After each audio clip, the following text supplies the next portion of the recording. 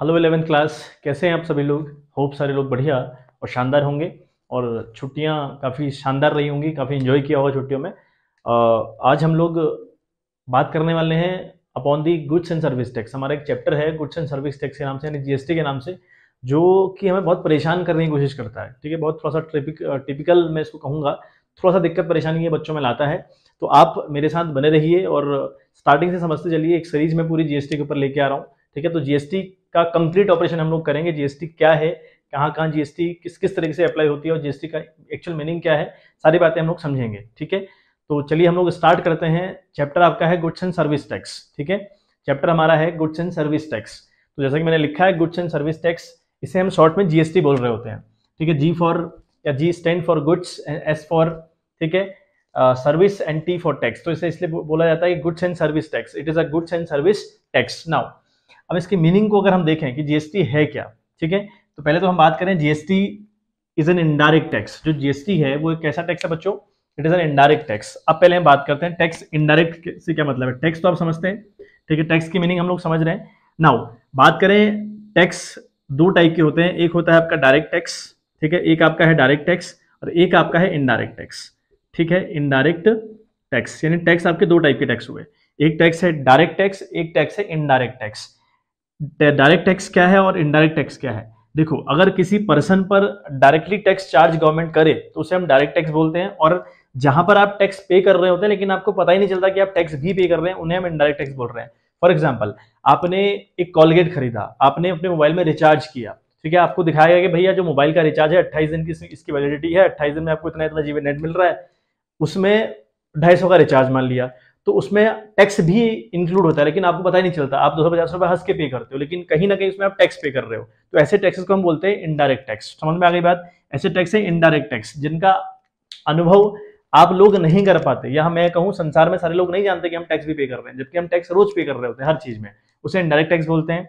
Direct tax ऐसा tax है जो आप पर डायरेक्टली लगेगा। माना आपकी इनकम, ऐसा एक स्लैब है, माना आपकी इनकम 5 लाख से एक्सीड करती है एक साल में, आपकी इनकम एक साल में 5 लाख से ज्यादा है, तो आपको 10% का टैक्स देना होगा, ऐसा गवर्नमेंट आपसे कह रही है, जिसको हम इनकम टैक्स बोलते हैं। तो इकलौता ऐसा टैक्स है जो डायरेक्ट टैक्स है। ठीक है, ये मैंने, ये 5 लाख का कोई स्लैब नहीं है, मैं जस्ट एग्जांपल लिया हुआ है कि अगर आपकी इनकम 5 लाख से ऊपर है तो आपको टैक्स देना होगा, उसे हम डायरेक्ट टैक्स बोलेंगे क्योंकि वो आप पर डायरेक्टली लग रहा है। ठीक है, इनडायरेक्ट क्या है?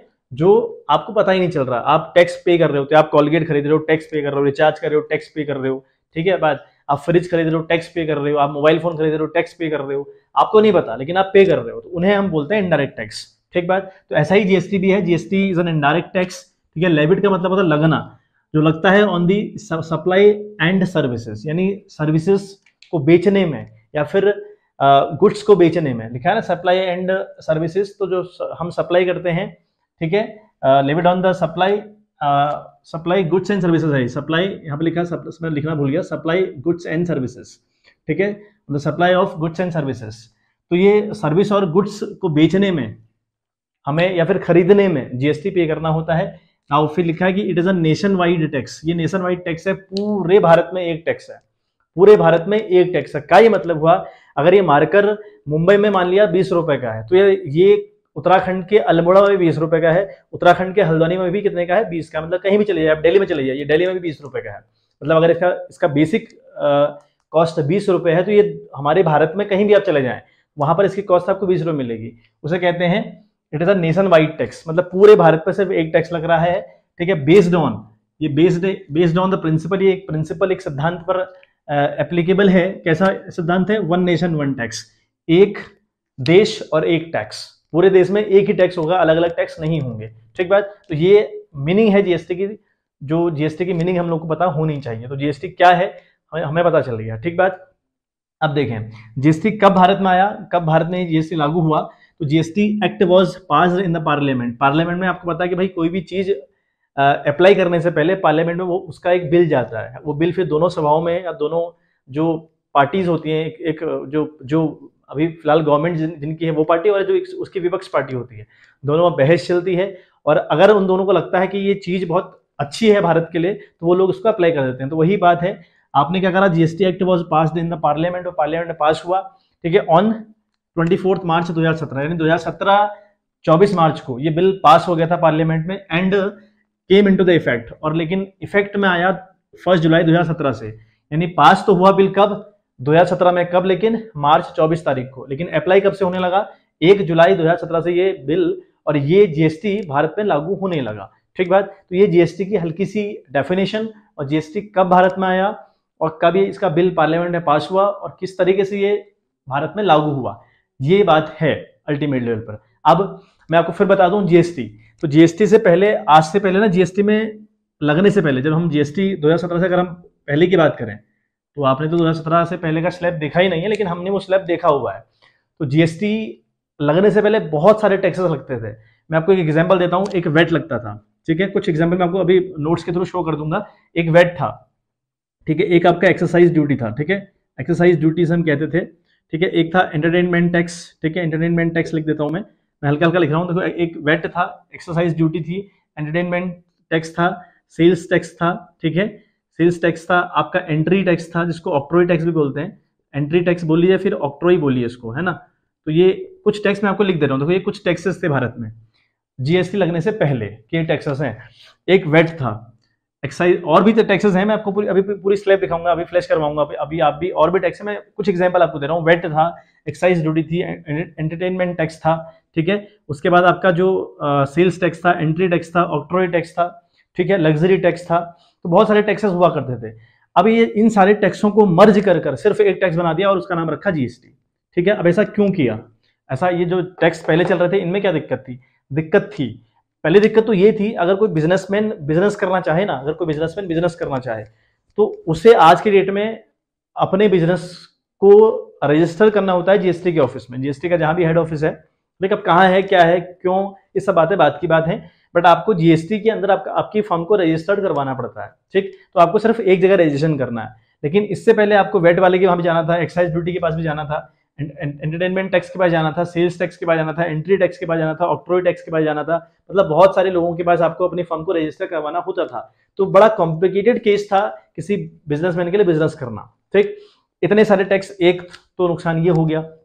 दूसरा, इतने सारे टैक्सेस लगने से, है ना, किसी भी चीज की जो प्राइस है, जो उसका वैल्यू है, जो उसका एमआरपी है, बार बार बढ़ता रहता था। मतलब अल्टीमेट लेवल पर, जहां पर अल्टीमेट लेवल पर वो कंज्यूमर के पास पहुंचेगी, बहुत महंगी होकर पहुंचती थी। लेकिन अब ऐसा नहीं होगा। अब जीएसटी लगने से जो बाइक दिल्ली में आपको माना 1 लाख की कोई बाइक मिल रही है, वही बाइक आपको उत्तराखंड के किसी बहुत बैकवर्ड एरिया में चले जाइए आप, अगर वहां कोई शोरूम अवेलेबल है तो वहां भी आपको बाइक 1 लाख रुपए की मिलेगी। हालांकि वो आपसे वहां से वहां तक लाने का चार्ज ले लेगा, वो अलग मुद्दा हुआ। अदरवाइज उसका जो कॉस्ट प्राइस होगा, जो उसका प्रिंसिपल प्राइस होगा, वो आपका 1 लाख ही होगा, ठीक बात। तो बहुत सारे टैक्सेस को मर्ज कर, ठीक है, बहुत सारे टैक्सेस को मर्ज कर जीएसटी बनाया गया। और ये जो दिक्कत है मैं आपको बता रहा हूँ कि बार बार प्राइस आपके बढ़ रहे हैं, बहुत जगह आपको रजिस्टर करवाना पड़ रहा है, बहुत सारे टैक्सेस का हिसाब रखना पड़ रहा है। तो वो सब दिक्कतों से बचने के लिए आप एक जीएसटी लागू करी गई, और जीएसटी लगने से बहुत सारे बेनिफिट्स हुए हैं, ठीक है बात, इस बात में कोई डाउट नहीं है। तो एक बार आप स्क्रीनशॉट ले लें, फिर मैं आपको एक बार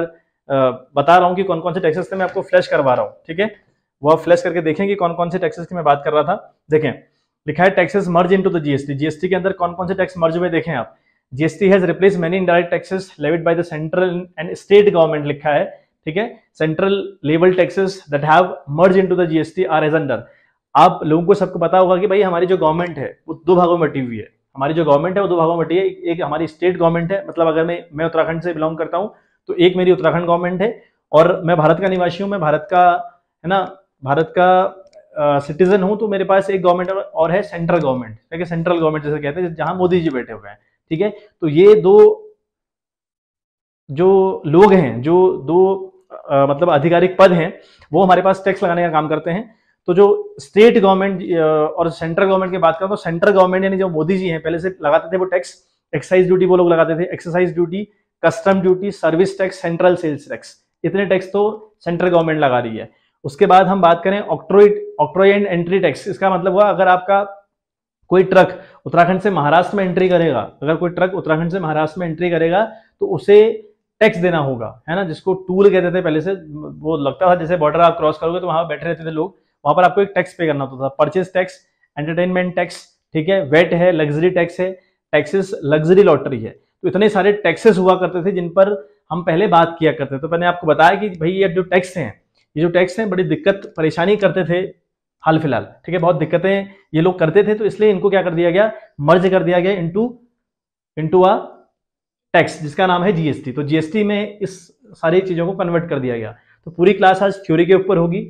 हम जीएसटी का एक बार थोड़ा बेस समझ लेंगे कि इसका पूरा बेस क्या है, पूरी कहानी इसके पीछे क्या है, जीएसटी लगने के पीछे, पर बात करेंगे। तो आई होप आपको जीएसटी की मीनिंग समझ में आ गई होगी। जीएसटी की मीनिंग के साथ आपको समझ में आया होगा कि डायरेक्ट टैक्स और इनडायरेक्ट टैक्स क्या है। फिर आपको समझ में आया होगा कि जीएसटी हम क्यों लेकर आए, और जीएसटी लगने से पहले कितने टैक्स भारत में हुआ करते थे, और उन सबको मर्ज कर एक टैक्स बना दिया जिसका नाम रखा जीएसटी। इतनी बात आई होप आपको समझ में आ गई होगी। देखिए बच्चे, तो ये जीएसटी का स्लैब रेट है, मतलब रेट स्ट्रक्चर हम इसको बोल सकते हैं कि जीएसटी कितना कितना परसेंट का स्लैब है, जीएसटी कहाँ कहाँ कितना कितना परसेंटेज लगता है, वो हम थोड़ा सा हल्का हल्का मोटा मोटा समझ लें। अब हर एक आइटम पर कितना लगता होगा, ये ना तो आपके लिए काम का मुद्दा है और ना मेरे लिए, और ना किसी को याद हो सकता है कि कहाँ किस चीज पर कितना लगता है। इतनी सारी दुनिया भर की चीजें हैं, उन चीजों पर कितना लगता है ऐसा तो याद हम कर नहीं सकते। तो हमें एक मोटा मोटा स्ट्रक्चर याद कर लें कि कहाँ कितना लग रहा है। पहला हमारे पास पहला जो स्लैब रेट है वो है 0%। अब 0% जीएसटी का मतलब है कि जीएसटी लागू होगा ही नहीं, उन पर टैक्स लगता ही नहीं है। कौन ऐसे आइटम है, कह रहा है कि इसेंशियल आइटम्स है। अब इसेंशियल आइटम से क्या मतलब हुआ, ऐसे आइटम जो बहुत ज्यादा इसेंशियल है, जिनके बिना जीना संभव नहीं है, जो चीजें ऐसी हैं जिनके बिना जीना संभव नहीं है। फॉर एग्जाम्पल आप बात करें आटा, आप बात करें चावल, है ना, आप बात करें नमक, ठीक, आप बात करें तेल यानी जो ऑयल है उसकी अगर हम बात करें, तो ये कुछ चीजें हैं। ऑयल को भी अगर आप बाहर कर दें एक पल के लिए, तो आटा या फिर आप बोले नमक और बोले आप चावल, ये तीन ऐसे आइटम हैं जिनके बिना जीवन संभव नहीं है, जिनके बिना हम जीवित आई थिंक नहीं रह सकते, है ना। We can not live on this earth, हम इस धरती पर रह नहीं सकते अगर हम इन आइटम को कंज्यूम ना करें। तो ये एसेंशियल आइटम हुए, तो इन पर जो टैक्स है वो 0% है, यानी जीएसटी इन पर नहीं पड़ता। लेकिन एक एक्सेप्शनल केस हमारे पास है, अगर आप आटा खरीदते हैं पैकेट बंद वाला, यानी अगर आप कट्टा खरीद के ला रहे हो, तो जो कट्टे में पैक्ड आटा आता है उस पर आपका जीएसटी पड़ता है, ठीक है। होता है ना कि रामदेव का अलग चल रहा है भाई, इसका अलग चल रहा है, उस कंपनी का अलग चल रहा है, अलग अलग टाइप के आते हैं। मॉल में देखिएगा, आप कभी जाइएगा, वहां पर आटा बड़े खतरनाक तरीके से पैक होके आता है। मतलब वो अक्सर लोग ऐसे लोग यूज कर रहे होते हैं जो जिनकी इनकम बिल्कुल ठीक ठाक लेवल की होती है, जो ठीक ठाक लेवल पर काम कर रहे होते हैं। मतलब लेबर थोड़ी घुसता है किसी मॉल में, है ना, किसी मॉल में थोड़ी घुसेगा लेबर।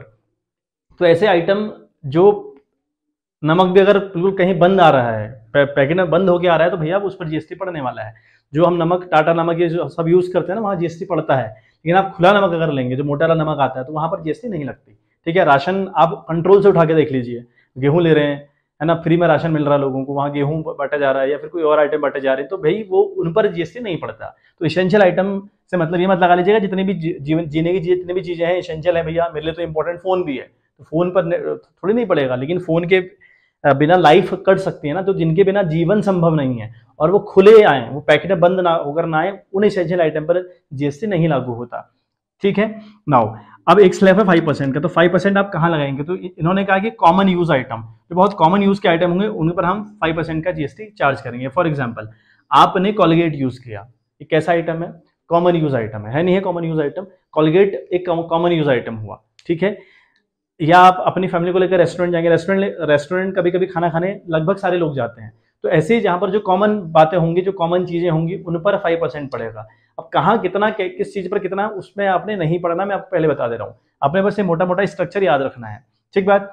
चलें, अब एक है स्टैंडर्ड रेट है 12%, एक है स्टैंडर्ड रेट 12%, ठीक है, स्टैंडर्ड रेट है 12%, और एक है मैक्सिमम गुड्स एंड सर्विसेज पर पड़ता है 18%। जहां गवर्नमेंट कंफ्यूज हुई इसकी, इस पर कितना चार्ज करूं, जहां जिस आइटम को लेकर गवर्नमेंट कंफ्यूज हुई इस पर कितना चार्ज करूं, तो भाई मतलब जो इन स्लैब के अंदर नहीं आ पाता ना, उस पर लगा हुआ 18%, ठीक है, उन पर लगा हुआ 18%, और उन्हीं में से कुछ चीजें निकाली हैं जो स्टैंडर्ड रेट की हैं, उन पर 12% है, ठीक है। मैंने क्या बोला, जिन बातों को लेकर गवर्नमेंट कंफ्यूज है या जो इन स्लैब के अंदर नहीं आ पा रहे, उन पर 18% का जीएसटी लगेगा, ठीक है। और जो इन्हीं के अंदर आ रहे हैं लेकिन कुछ को फाइंड आउट कर लिया गया कि चलो इन पर 12% लगाते हैं, तो फिर मैं फिर कह दूं कौन कौन सा आइटम है, दूर रहिए उससे।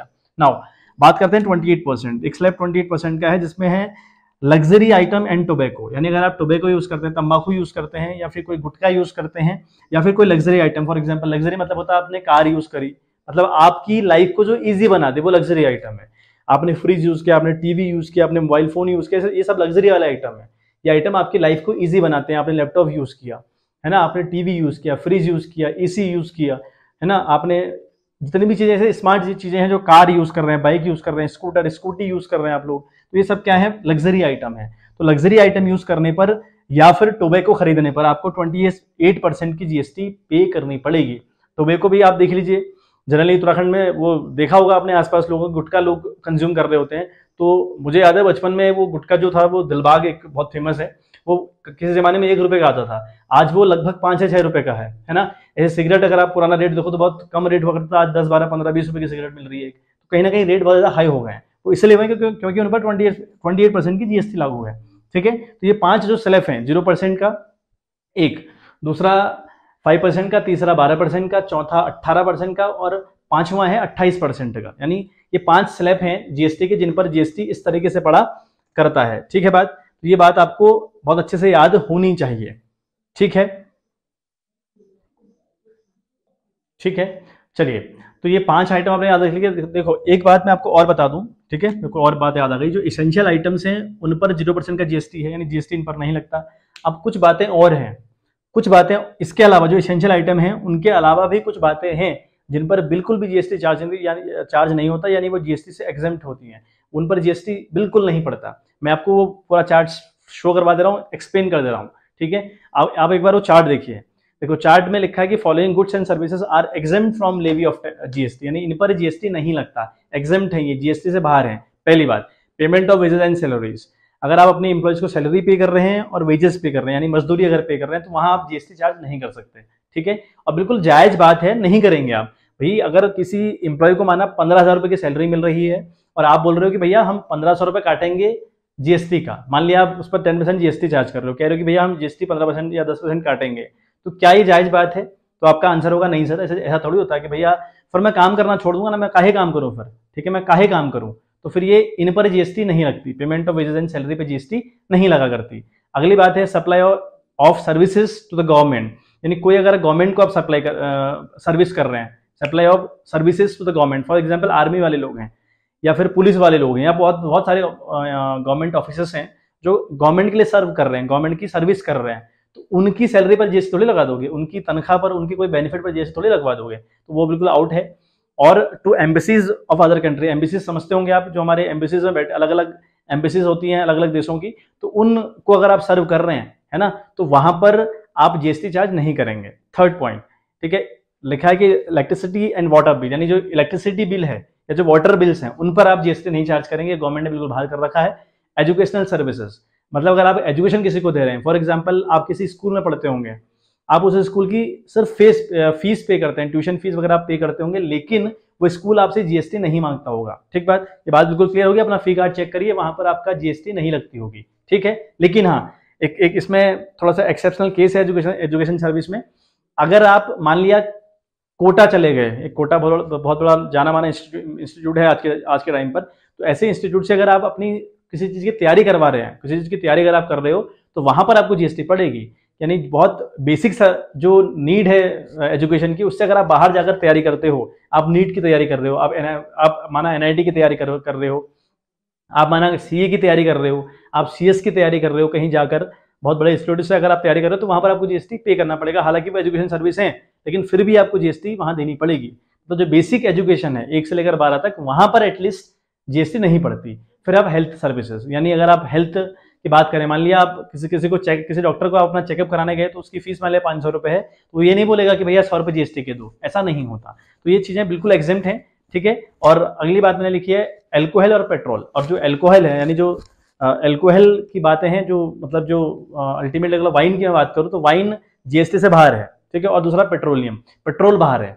पेट्रोल भरने जब आप जाते हैं, वहां पर आप जीएसटी पे नहीं करते, आप टैक्स तो पे करते हैं। आप दारू खरीदते वक्त या फिर पेट्रोल खरीदते वक्त टैक्स तो पे करते हैं, लेकिन वो जीएसटी नहीं होती, वो कुछ और टैक्स होता है, वो गवर्नमेंट का अपना एक टैक्स है। तो वहां क्या होता है वो छोड़िए आप, लेकिन वो फिलहाल ये टैक्स तो नहीं होता एटलीस्ट। ठीक है बात, ठीक है। अगली बात मैंने लिखी है कि amount introduce into the business by the proprietor as capital, यानी कैपिटल के रूप में अगर किसी ओनर ने कंपनी के अंदर पैसा इन्वेस्ट किया, तो उस पैसे पर आप जीएसटी नहीं लगा सकते। एक बात, amount withdrawn bye the proprietor for his personal use, यानी अगर अमाउंट विड्रॉ किया गया प्रोपराइटर के द्वारा फ्रॉम द फर्म, उस पर आप जीएसटी नहीं चार्ज करेंगे।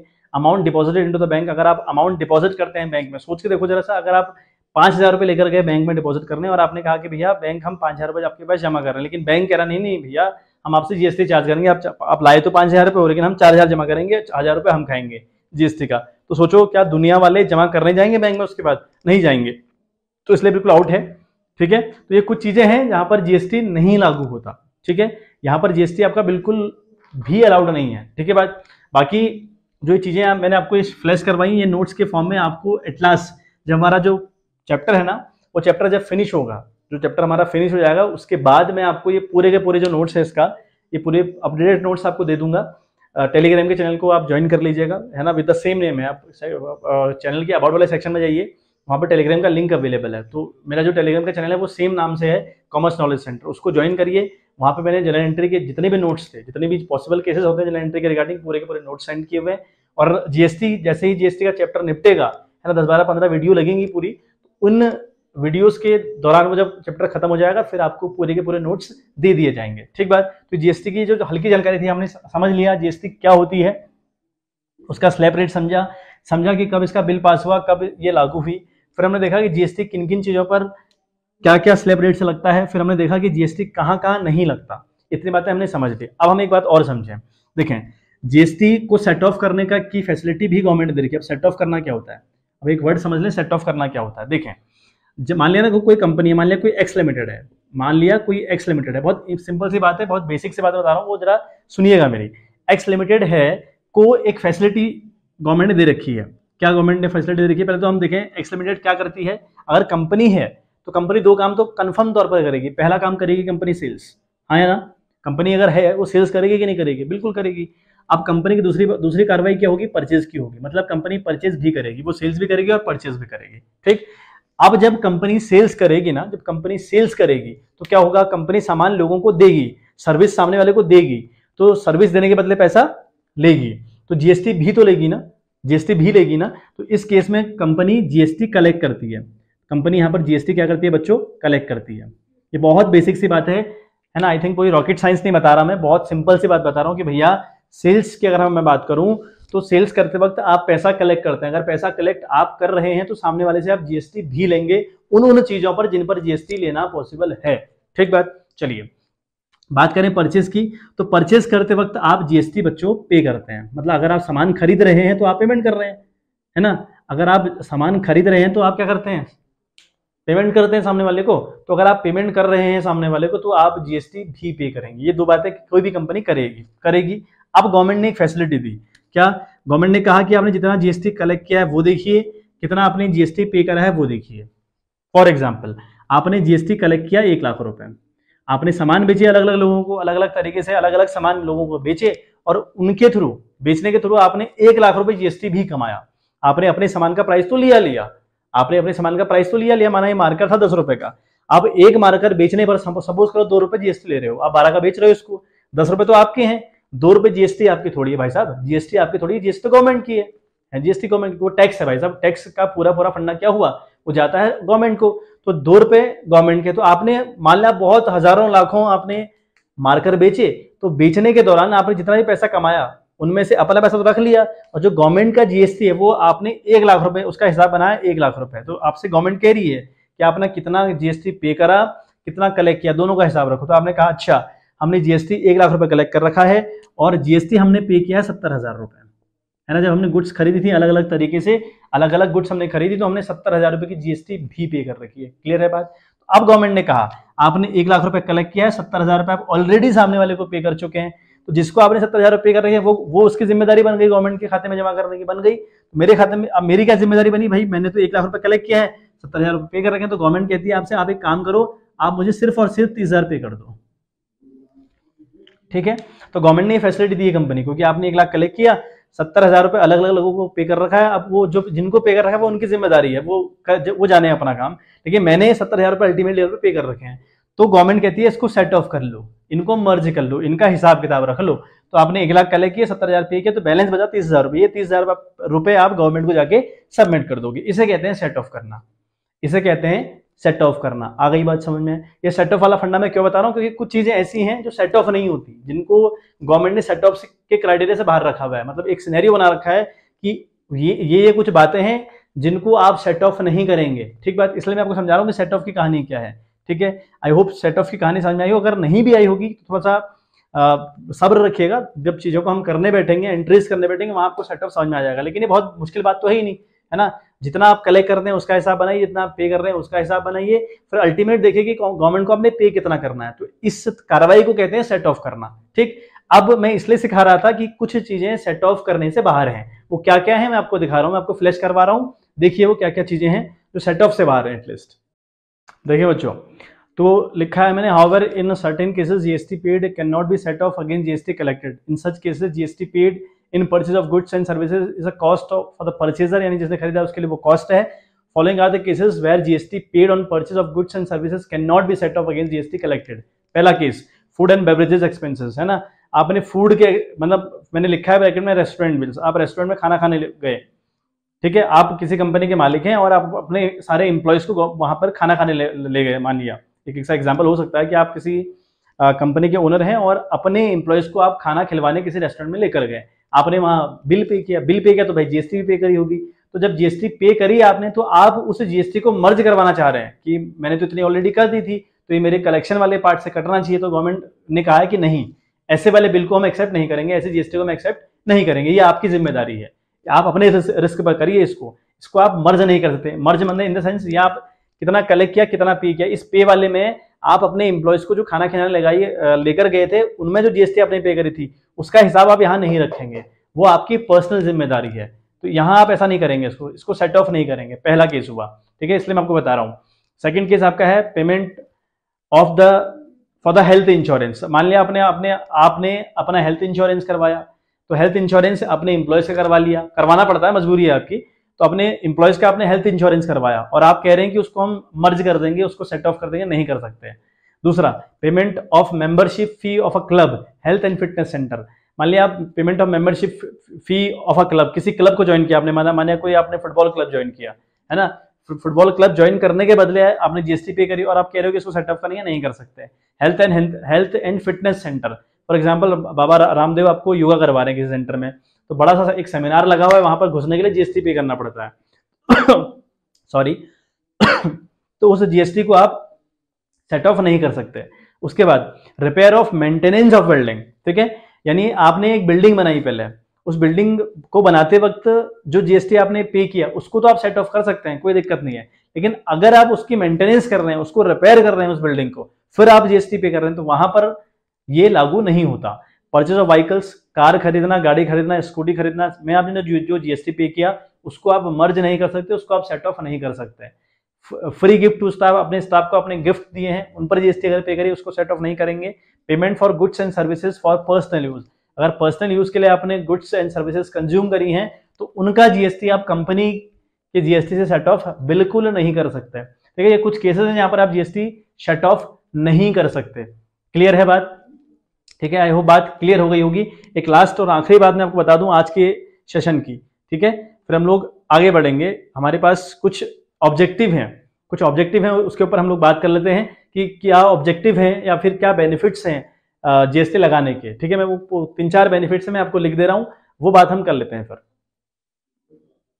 देखें तो समझ लें एक बार ऑब्जेक्टिव ऑफ गुड्स, जीएसटी क्या है, गुड्स एंड सर्विस टैक्स के ऑब्जेक्टिव क्या है। तो पहला तो है डिक्रीज इन कॉस्ट, ठीक है, पहला तो है आपका डिक्रीज इन कॉस्ट। अब कॉस्ट का डिक्रीजमेंट कैसे हुआ वो अब देखें कैसे हुआ। देखो मैंने आपको बताया कि जो चीज़ महाराष्ट्र में 20 रुपए की है, वो आज उत्तराखंड के द्वाराहाट में, उत्तराखंड के रानीखेत में, उत्तराखंड के अल्मोड़ा में भी 20 रुपए की है, वहाँ उसका प्राइस नहीं बढ़ गया। तो डिक्रीज इन द कॉस्ट, इसलिए हम कह रहे हैं कि इसका जो कॉस्ट है वो डिक्रीज हो जाता है, बढ़ता नहीं है। एटलीस्ट बढ़ता तो बिल्कुल नहीं है, कॉस्ट डिक्रीज हो जाता है, पहली बात है।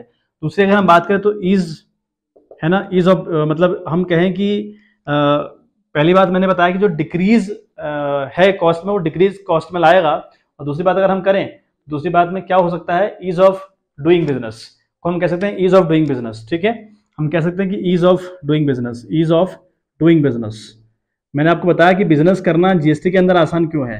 मैंने आपको बताया था कि भाई आपको जब जीएसटी से पहले के जो टैक्सेस मैंने बताए वो इतने सारे टैक्सेस हैं कि आपको उतने जगह अपनी फर्म को रजिस्टर्ड करवाना है, तो आपके घोड़े खुल जाएंगे। मतलब इतना कॉम्प्लिकेटेड था बिजनेस करना पहले भारत में, वो अब नहीं रहा, क्योंकि आप एक जीएसटी तो एक जगह आप क्या करवाइए, एक जगह आप जीएसटी के ऑफिस में जाइए और अपने बिजनेस को रजिस्टर करवाइए। दूसरी बात, दूसरा ईज ऑफ डूइंग बिजनेस का क्या मतलब हुआ, आपको जीएसटी का हिसाब रखना बड़ा आसान हुआ, क्योंकि भाई सिंपल सा हिसाब रखो, कितना कलेक्ट किया, कितना पे किया, एक ही तो टैक्स है, मतलब बहुत सारे लोग नहीं लगाने पड़ेंगे, बहुत इजी काम हो जाएगा।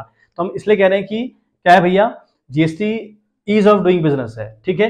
दूसरा हम कहें इसने रिड्यूस किया, इसने क्या रिड्यूस किया, टैक्स इवेजन कहते हैं एक, है ना, सुना होगा आपने, इवेजन की मीनिंग आपको आती होगी, ठीक है। Tax reduce tax evasion, evasion का मतलब होता है, इवेजन का मतलब हुआ टाल मटोल करना। जो पहले से कंपनी टाल मटोल करती थी ना कि भैया सेल्स टैक्स का हिसाब बनाना था, सेल टैक्स फिर जमा करते हैं, या एंटरटेनमेंट टैक्स का हिसाब अभी तक बना नहीं है, उसको फिर कर रहे हैं। अब यहाँ ऐसा नहीं कर सकते, आपको हर महीने के अंतिम तारीख को जीएसटी सबमिट करनी ही करनी है, ठीक है, ऐसा बिल्कुल बना हुआ है। तो इसलिए हम रिड्यूस टैक्स इवेजन कह सकते हैं कि टाल मटोल अब नहीं होती, टाल मटोल अब नहीं होती। और जो चौथा बेनिफिट मैं आपको बताऊं वो है आपकी ट्रांसपेरेंसी हो गई खतरनाक वाली, क्योंकि इलेक्ट्रॉनिक है मामला, ऑनलाइन मामला है, तो आपका कोई भी मामला बड़ी इजीली चेक हो सकता है। मतलब आपका जीएसटी कितना आया कितना गया ये कोई भी आपका देख लेगा। अगर आपकी कंपनी रजिस्टर्ड है ना तो बहुत इजीली आपका ये मामला दिख सकता है। तो बहुत ट्रांसपेरेंसी इससे आ गई है। तो ये 4 बेनिफिट्स जो मुझे फिलहाल याद हैं, ये बेनिफिट बहुत तगड़े बेनिफिट्स हैं,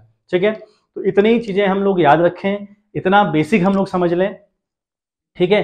और फिर बात हम लोग कल से करेंगे एंट्रीज के ऊपर कि एंट्री किस तरीके से हम जीएसटी करते हैं, जीएसटी के कितने भाग हुए, किन किन तरीके से एंट्री करनी पड़ती है, ठीक है।